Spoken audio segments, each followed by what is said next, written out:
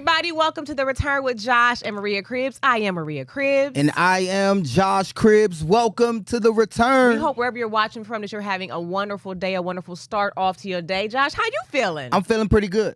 I'm feeling really good. It's a lot of things, that brewing. have transpired, a lot of things that are brewing. Mm-hmm. So let's get this a show lot of on, trash man. talking, too. Trash talking? Yeah. What is this trash talking that you speak That of? organization that you got on your chest, they've been talking some trash online. Online? Yeah, talking about swinging and missing and hitting and all that, but we'll talk about all that later. Oh, my goodness. Because it was your girl's birthday week last Yes. week. Shout out to me. And I want to just say, I posted a video, right? And I caught a lot of flack. And I always post fun content, right? Hold on, you caught flack for what you said in the video? Yeah, and I want you guys to watch the video. Okay. And then y'all tell me, okay, let me preface it with, I said having a particular cake at your birthday party is selfish, okay? Okay. So now watch the video and we're going to come back and discuss. Let's go. A cassata cake. If I come to your birthday party, you invite me to your birthday party, don't have a chocolate cake there. If you got a chocolate cake, if you like chocolate cake for your birthday, we probably wouldn't mesh. It's like a different personality that likes chocolate cake. So I do like a fudge cake for dessert. But as far as a birthday cake, if I come to your birthday party and you have chocolate cake, if I notice the icing and I'm looking down, like the icing look kind of dark, that's chocolate cake under there. I'ma leave. And I'm a good time. Like I'm a party girl. So you want me at your party. If you have a chocolate cake, it's gonna run me out the door. So anyway, I'm saying all that to say, if you have a cassata cake though, and I like yellow cake. I don't like white cake. So I don't want, we not at no wedding. Your birthday cake has no business being white. It needs to be yellow. I want to make sure they use the egg yolk. I want the egg in there, the egg yolk. It has to be yellow. You have a cassata cake at your birthday party, I'm be like, you classy. Oh. So what did I say wrong? Why is everybody mad at me? Because it's your birthday, right?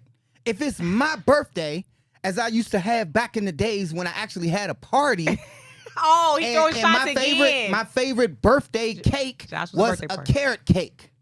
As a kid. I don't know why, Ryan. No, that's valid. Yeah, I loved the carrot cake when I was a kid. Chiming in too? I'm not sure a lot of the kids like carrots cake. Like a carrot cake. Well, a lot of people have nut allergies. You can't have carrot cake has pecans on the side of it. I'm not going to care about your nut allergy for my birthday. And this is the thing. If you want to have your own kind of birthday cake, have your birthday solo. But when you have a birthday party, you have to take in mind your guest. And the majority of the world likes yellow cake. They don't like chocolate. The only taking in the mind that I will do is making sure the guests have presents for me. No, because or if I show something up good to say, or pin some money on my sweater like they do these days. And that's the point I'm making. It's my party and I cry if I want to. Have we ever heard that song? It's your party. You get what you want. That's like if somebody go to your wedding and tell you what kind of dress you should have wore. Or what kind of colors you should have had. That's different. Nobody's consuming your dress. You get one day a year. No one's consuming your dress, Josh. You get one day a year for you. But you had a party. And you gonna tell me I shouldn't have the chocolate cake, and that's what I crave. And that's what I'm talking about right there. Get at her online, y'all. Y'all did right. Get her. I'm going to stand 10 toes down on what I said. That's selfish. You hear him being selfish, talking about my party, my this, my that. Josh, you selfish. What I look like, no a party one really planner? For the most part, no one likes chocolate cake. Okay, I like a fudge cake for dessert, but at a birthday party, you expect it to be, if anything, have a marble cake. I like marble? Chocolate cake. Not the how the chocolate that you're talking about, like the. You like a fudge cake? No, like the chocolate with the yellow in the middle, that home cooked cake.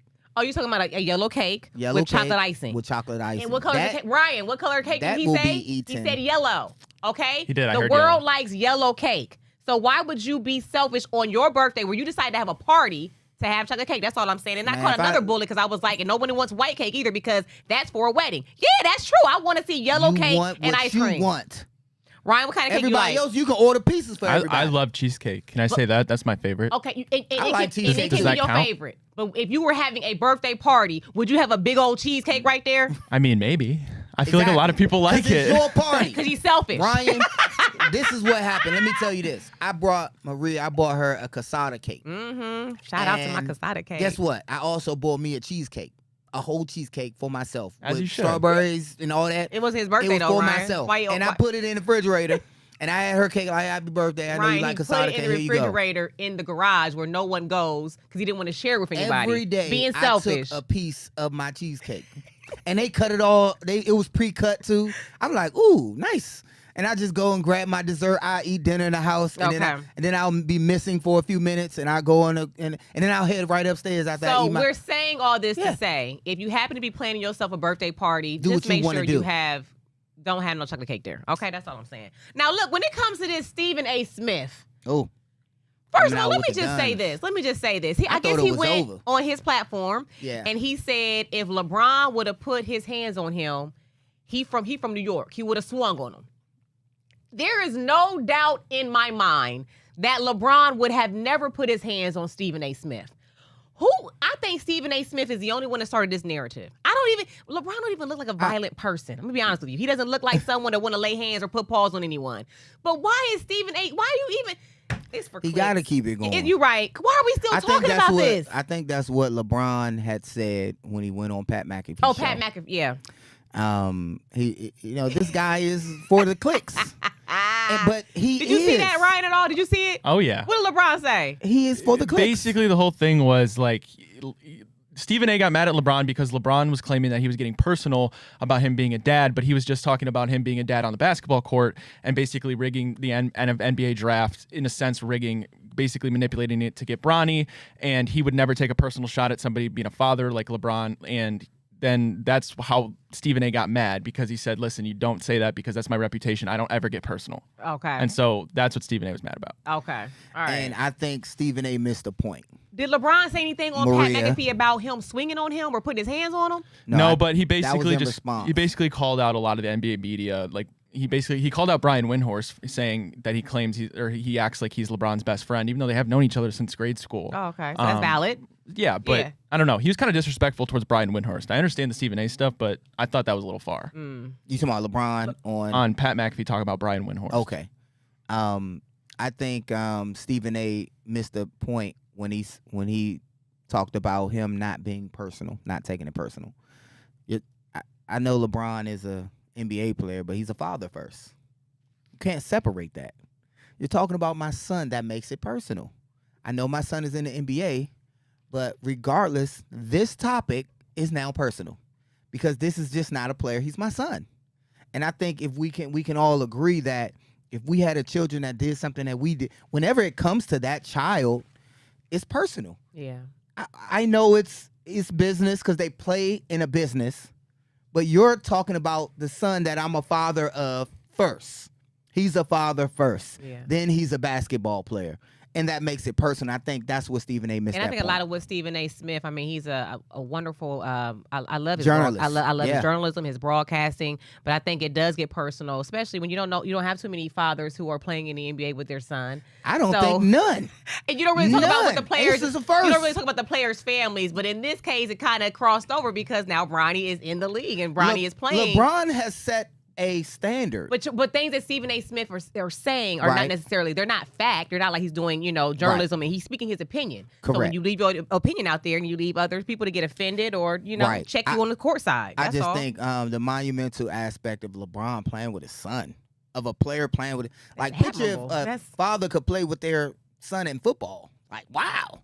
Right, you gotta be Tom Brady, right? Yeah. Because you would have had to have your kid young enough for him to now be old enough to play in the NFL, and he did that in the NBA.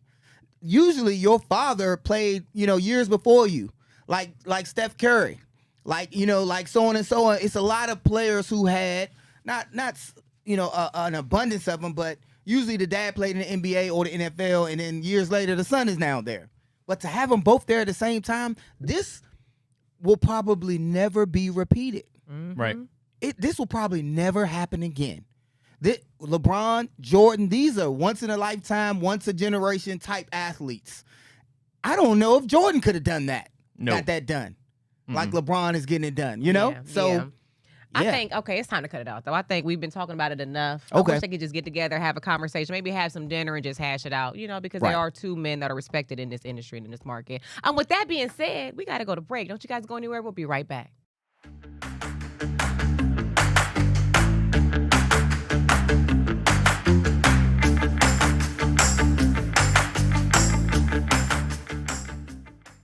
Welcome back to The Return with Josh and Maria Cribbs. Now, Josh, it's a lot of things. It's a lot of sports talk, especially around here in Cleveland, that's being discussed. You want to get into it? Yeah, let's get into it. The owners meeting. Everyone's talking about it around town. Comment that Jimmy Haslam said. He came out and he simply just stated, we swung for the fences and we missed, basically. And I'm paraphrasing.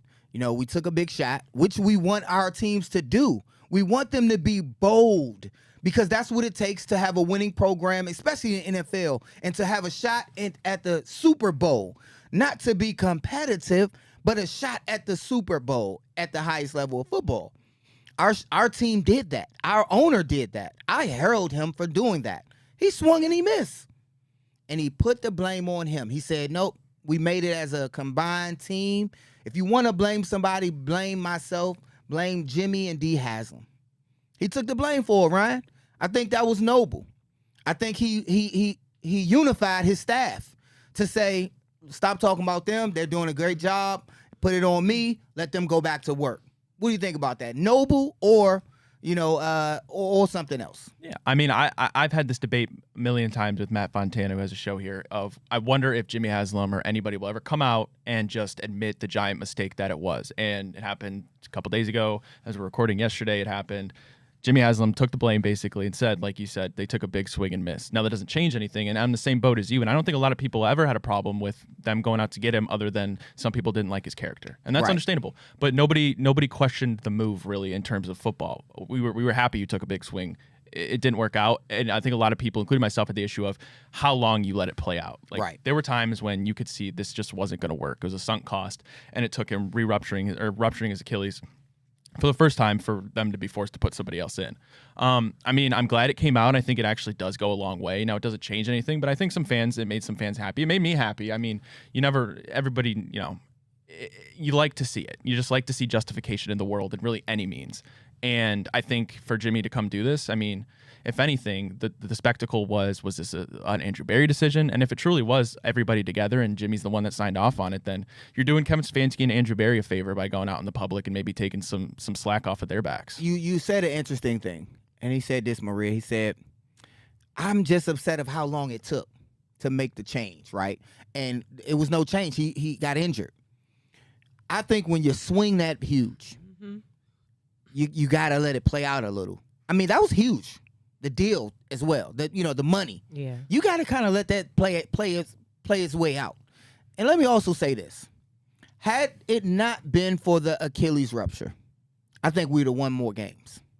I think we could at least been respectable. Probably not playoffs, but more respectable. I think we'd have had a opportunity where if these people lose and then we win out, I think it would have been in that area, and we wouldn't have the top pick. But we wouldn't be. It would be more. I think we would have not had the Myles Garrett issue. I think we'd still be looking for additions. At this point, we'd be looking for a receiver, a running back, somebody to add, lineman, to add to Deshaun. It wouldn't have been get him out of here. It would have been like, okay, I can see the progress. Okay, maybe not. What we paid for. Certainly better than a Kenny Pickett. Certainly better than a Kirk Cousins, who got benched and had somebody start over him. So my question to you, Ryan, you could chime in if you want, Rhea, and to everybody out there, if Deshaun Watson is healthy, should he start over Kenny Pickett? Ooh, I don't. And Kenny Pickett wore a Steelers jersey. He did pretty good for them in some instances. But for the most part, they let him go for a reason. He's not their guy for a reason. Kenny Pickett, Deshaun Watson.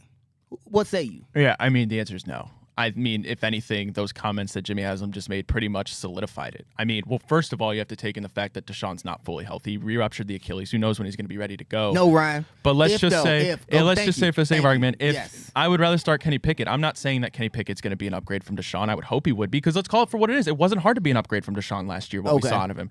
And secondly, it just goes back to the fresh start. Yes, Kenny Pickett isn't the greatest fresh start, but it's a fresh start. It's healing. It's beginning the process of healing that wound that was a Deshaun Watson that caused.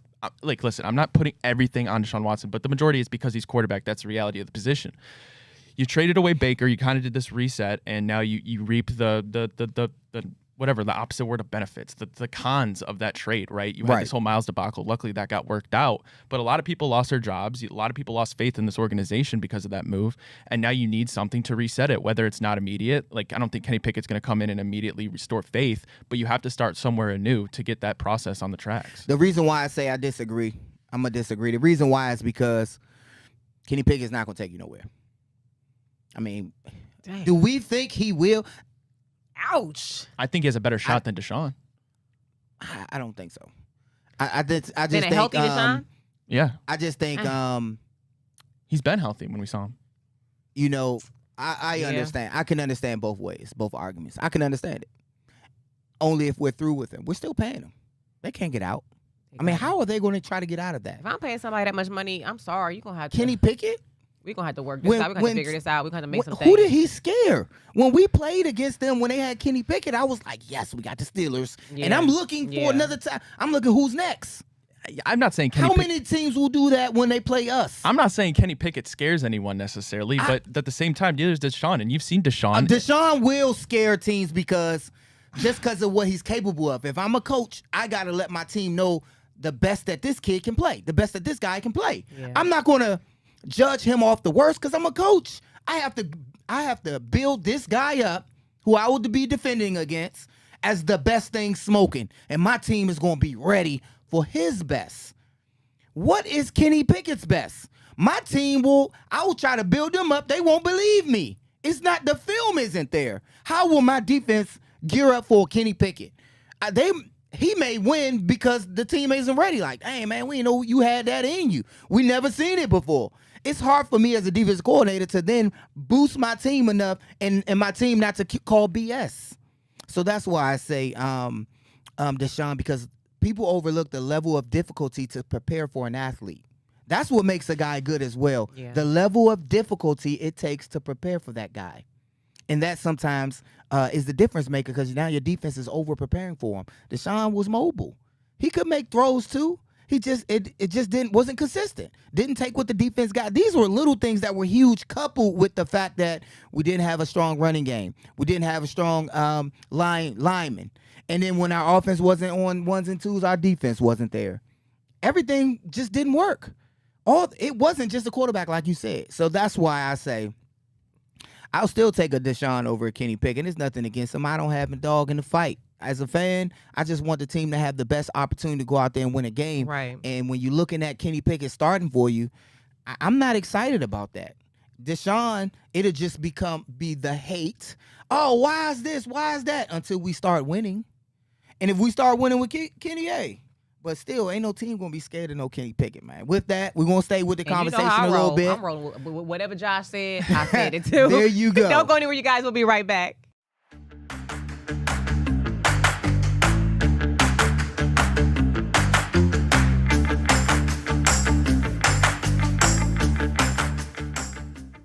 Welcome back to The Return with Josh and Maria Cribbs. Now, this segment is brought to you by Pure AV. Now, Pure AV specializes in sales, service, and installation of a variety of smart home technologies. They do it all. They can help you get that perfect sports watching setup with their high-performance audio and video displays. They even offer hidden audio and video options that allow you to keep a clean, elegant interior without sacrificing your favorite technology. Now, Josh, you need to call them because you be having the cords all around the house. That don't look cute. You know what? But I'm not done. I'm not done. Pure AV. I was about to say something I know you were. Pure AV can set you up with I'm invisible not Pure AV. architectural speakers that are hidden in your walls and ceilings, as well as disappearing TVs that vanish behind art or mirrors.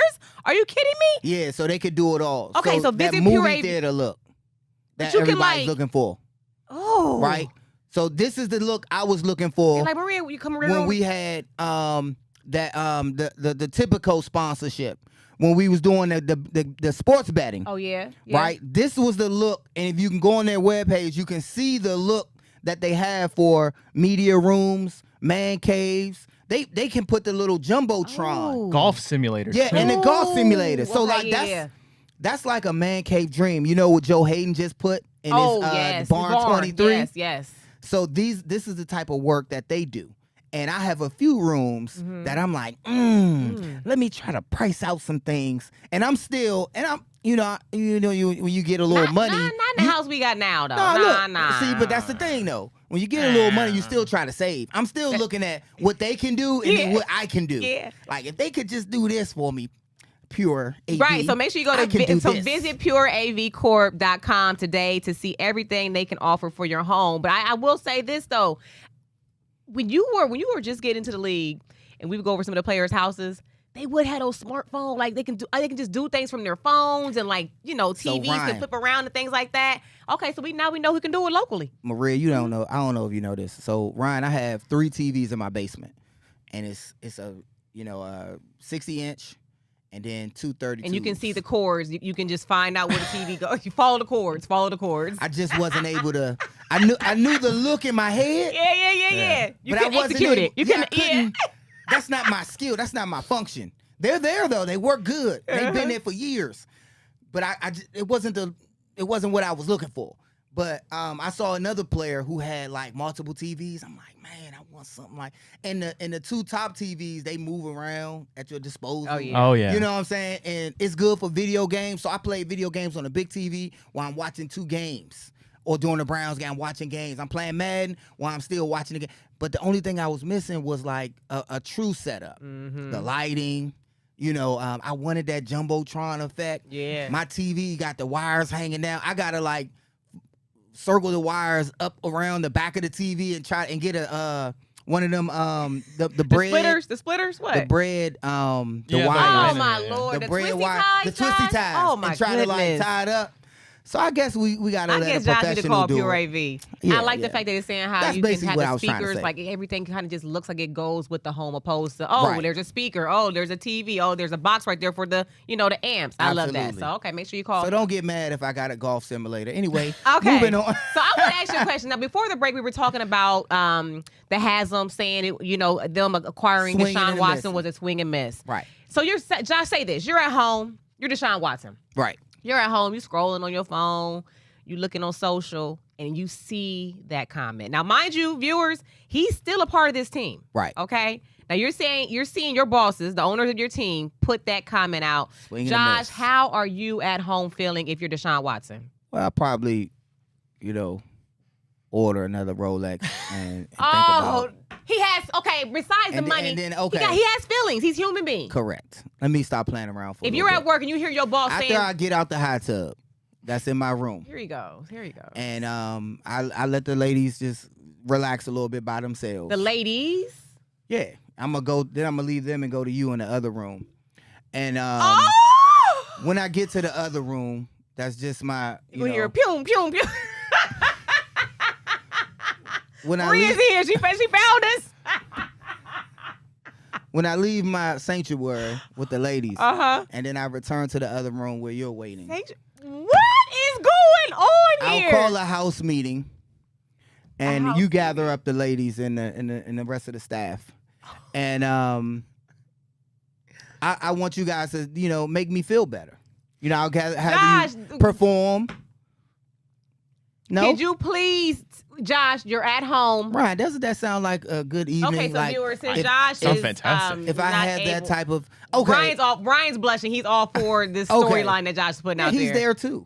Even our viewers. He has he has a room there, and go. See, he wouldn't be bothered. he's You got come- too he- much money. You'll that see you... him come out of a room just to get some Oh, Gatorade. you saying Brian's at the house He's too? at the house. Hell yeah, He'll come man. out with a towel on like he's in the sauna and Like drink some Josh, you Gatorade. see this mess these peasants are talking about online about you? He'll drink some Gatorade and go back in the room like, dang, Ryan came out for a little bit. Gatorade. He had to hydrate. He had to rehydrate. He had to hydrate. Please stop. I'm gonna Josh. get seriousness, all seriousness. Okay, we're serious. We're being serious. We now. gotta have fun. Yeah.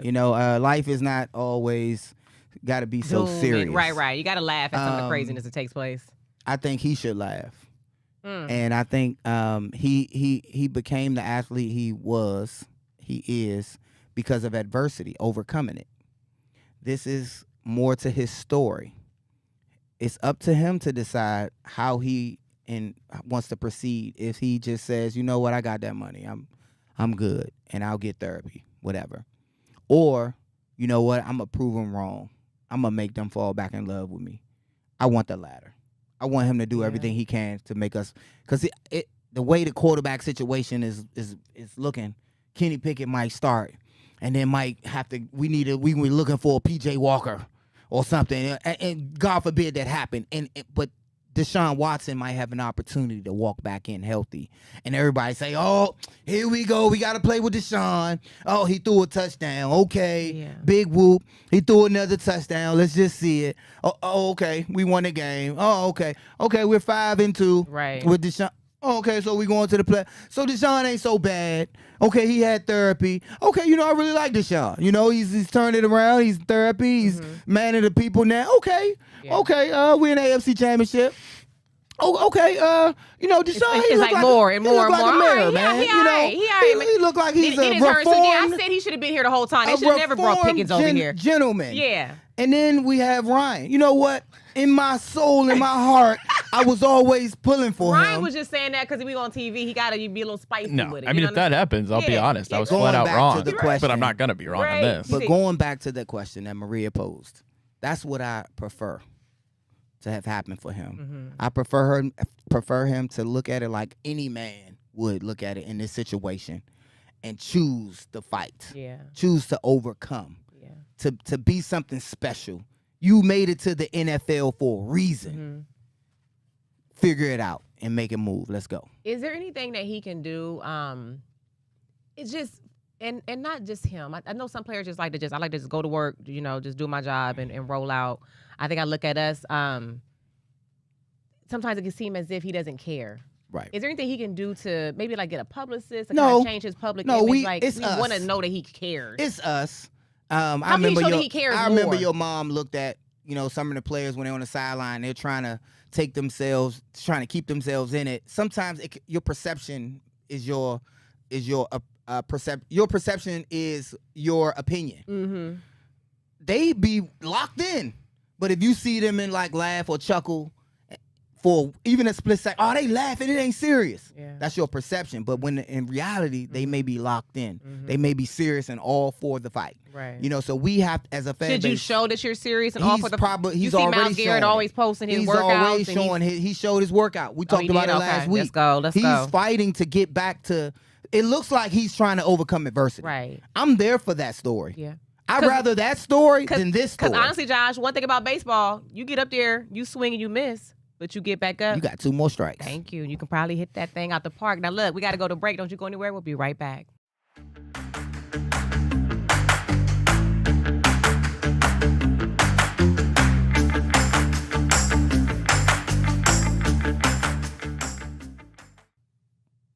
Welcome back to The Return with Josh and Maria Cribbs. Josh. Yes. I got something for you. Yeah. And Ryan, I want you to chime in on this. LSU coach, right? And we love her. She have her snazzy outfits. Oh yeah. Her purple, right? Kim Mulkey. Yeah. Right? A reporter asked her, how does she feel getting knocked out of the Elite Eight 2 years in a row? Her response is, making it to the Final Four, getting knocked out, that's good or bad. It's good or terrible. Is that bad to you? Is that terrible to you? That's good or terrible. Yeah. And the reporter says terrible. She was like, how many Final Fours you play in? He said none. Crickets. It was crickets. She said, so it ain't that bad, is it? Oh. So it's pretty good. She's always been a badass. Comeback queen, right? I mean, she played the game. Yeah. It's something different about having a coach who played the game. Yeah. Ah, yes, very true. It's something damn different straight it is. Yeah, about having a coach that played the game. I couldn't agree more, Josh. Right. The coach knows the fight. Yeah. When they played the game. Right. The coach knows what it takes. What it takes to put in. Yeah. What it takes while you're in the game. The coach knows the fight. It's all about relatability. It's relatability. The players, the athletes need to know that the coach is in it with them. That they really have the validity of knowing what they're talking about. Yeah. They made it to the Elite Eight, the Final Four. What? Right. You know how difficult that is at that level, at the highest. They're playing So college, for people that don't know, college football, college basketball, college is considered professional. Mm-hmm. You are paid in college. Right. Even before that, college athletes go and play in the Olympics. So playing at the collegiate level is professional. Right. A lot of those women and a lot of those men are on scholarship. They get paid for their craft. I loved her answer. I loved her. I think the It report was classy too. But I think you do expect them to go further because, she got some ballers on the team, her coaching ability, so it was like dang, they ain't gonna make it. You hope to see LSU out there. There's a difference between disappointment and failure. Yes. Right? Oh, yeah, for sure. I think that's the best way to put it. Right. Failure is making steps to success. Right. You aren't a fail. That's a destination. Yeah. That's not an end point. Right. That's just the process. Right. On heading up, they already been to the show. Mm-hmm. That's how she was times. a few times, Right. and they're still in the mix. Yeah. So that says a lot about her as a coach too. I like that comeback though. Just being able to get there over and over and over, even though the player landscape changes. Mm-hmm. Even Caitlin and the Reeses are out. That to still be able to recruit high. Yeah. And again, it matters who the coach is in recruiting. Ooh, all these subliminals. goosebumps. It definitely matters when it comes to recruiting, especially the collegiate level. I mean, you got to be able to draw the recruits to your program. So Absolutely. if you got a coach that's been there and done that, and he's been where the players aspire to hope to get to, then I think the players will. I think they want to come over and play for you. Not you. I wasn't talking about you. I was just saying for any team out there. Yeah. So can I just ask you guys a question? Go ahead. What's the furthest, and viewers, what's the furthest, if you go to church, what's the furthest you've ever driven to go see a sermon, to go to church? Ryan? Not far. Like 15, 20 minutes? Yeah. Okay. He got Josh? dragged. You used to drive Baltimore. We used to drive 45 minutes to an hour, but no. We also used to go to different services my mother used to preach at. Mm-hmm. So we used to have to drive 2 hours to go to church. We used to go to North Carolina, go to church on retreats for like and retreats and everything. things like that. Okay. Yes, but not for a church service. Okay. Well, I'm going to show you a video. Ryan, get the video ready of a man and his family who drove 44 hours, not to only attend the church. The Lord know my but they're heart. going to make this church. We're going to watch that on TV. Their church home. Check this out. Are y'all streaming? You moved from Canada to come here with 2 girls and 2 dogs. Sold everything. What's your name? Holden. Shelby and Holden. All right. No, hold on. No, where's Dom? Write his name down. Sheldon and Holden. Holden and Shelby. Okay. I want you to stay when this is over. We're gonna give out 2 checks today, $50,000 for you.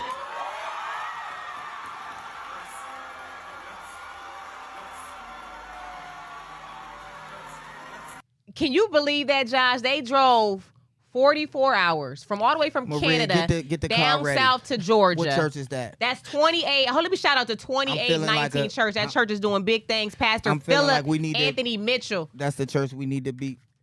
We need to drive with the keys. The Lord is telling us. The Lord is telling us to Did you just get a sign, Josh? get a drive. I need to head to Canada. Is it?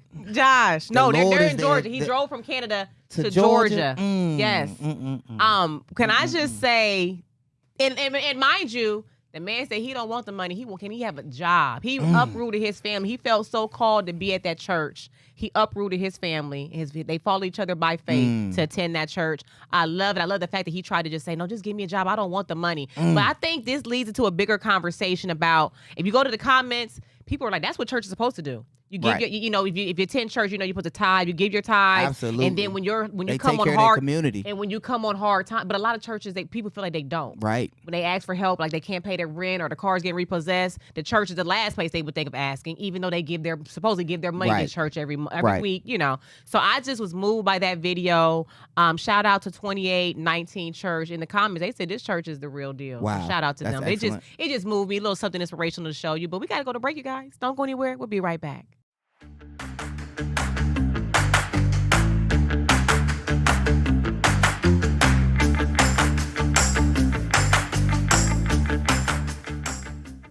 All right, everybody, welcome back to The Return with Josh and Maria Cribs. Now, Josh is not done talking sports. He's not done. It never ends. It's just because of the latest talks, right? At the owners' meeting, Jimmy Haslam said, Ryan, in a rush, or we're not going to be rushed to get a quarterback. If we don't feel like our quarterback is at the pick, because I feel like if Cam is the guy, you trade up to get him. But for them, I think they're a little shell-shocked. They don't want to give up 2nd and 33rd to move up one spot. And it'll cost even more just for one spot. And to base it on a swinging for the fences again and then missing. So they may feel like the quarterback for them is not in this draft just based off of, hey, we're not going to be rushed. Because really, it's already aligned. If they want Shedeur, if they feel like he's the answer, he'll be there at number 2. All signs are pointing to it. Now, I don't think. Now, not so much. Ryan, at number 2, I'm thinking it's more Abdul Carter. What say you? I still think it'll be Shedeur Sanders. And if it's not, I think it'll be Travis Hunter over Abdul Carter. Okay. But it goes back to, I always think about what Miles said. And listen, I know it was the money. I'm not whatever he says, it was the money, because he realized he didn't have a choice. He had a choice, but if we could hold out, it would affect his legacy, it would affect his career, and he realized, let me just be the highest paid player. But then it goes back to his interview with Andrew Siciliano. He said, yeah, I got a little bit of idea of who's going to be quarterback, and he seemed coy about it. It's not coy about Kenny Pickett. I'm sorry, it's not. It's not. So it's either you're drafting Shedeur, something's going to happen, you trade for a Kirk, something like that, or Miles was, I'm not calling him a liar, but it was just straight up not true. I hear you. I think they may have failed for another QB. Don't be surprised if Mary Kay don't get her wish. Don't be surprised if two quarterbacks are taken. It's possible. Because Mary Kay be knowing a thing or two. Well, she was speaking in a way that this is the most important need, but Jackson Dart is being thrown in the mix now. And it's funny how, after these pro days, all these quarterbacks are getting put up, because we can get a Jackson Dart, right? It's still some more quarterbacks there that can be taken later as well. So I won't be surprised if they do what I initially said, Ryan. It'll be interesting. I mean, they trade down. What about that? If you trade down, to the mid-first, late-first, early-late-first, Jackson Dart probably still on the board. But I think if you're not trading back, then you have no shot, because you would either have to move up your 33. I don't know how that would work, because I think the Steelers are going to take Jackson Dart. So if you don't get one of those, then you're looking at a Kyle McCord, a Will Howard, a Tyler Shuck. Like, those don't move the needle at all. So I don't know. Tyler Shuck, Will Howard being an old State guy. I mean, that's better to me to see what those guys can be. Again, we don't need the elite quarterback in this offense. We don't need the elite quarterback in this offense. I think a running back is important, but those picks will come up big. The offensive line, getting a DN, filling out the roster a little bit more, and then the quarterback to figure out who will be that guy. Not the elite quarterback, but somebody who can run the offense effectively and take what the defense give him. That's all I got to say. I think you said it. I think it'll be either trade back or Abdul Carter after those comments. You think it'll be Shedeur Sanders still, or Travis Hunter. It's just the perfect storm. You have an opportunity right after you come out with the statement to say you swung and missed with Deshaun Watson. It's not really a swing at number 2 if you draft a quarterback as highly touted as Shedeur Sanders. That's something that could fail, of course it is, but that's not some monumental risk you're doing. You're making the smart move on a young guy who has talent to come into your organization, and hopefully, if it is not in his first year, not a big deal, but eventually wipe away just everything that has crumbled in the last couple of years. I mean, the answer is staring you right in the face. All right. You know what? I changed my I got to add another player to the mix. I was worried about how Deshaun Watson was feeling at home about saying, they swung and missed with him. But dang, I would hate to be Kenny Pickens. I mean, it seems like nobody's excited for him to come here. Well, he got a lot to prove. And he don't got nothing to lose. But he does have a lot to prove. Yeah, absolutely. I mean, he's been in the league for a little bit. Been on a few teams. It's not, I don't think he's shocked that the fan base isn't excited about him. Okay. No. I mean, I'm not saying he's not receiving the Deshaun Watson hate. No, not at all. So he's kind of in the shadow of the hate. But then he also has his own hate. Like, no one's excited for him to be here. It seems like no one's fired up. He was a Steeler. That just comes with the territory. Okay. And he didn't win. It ain't like we got Ben Roethlisberger. Okay. In his prime. Facts. Or Russell Wilson. Right. For that matter. So it is what it is. But without further ado, Maria, we're gonna take another commercial break. All right, you guys, we'll be right back.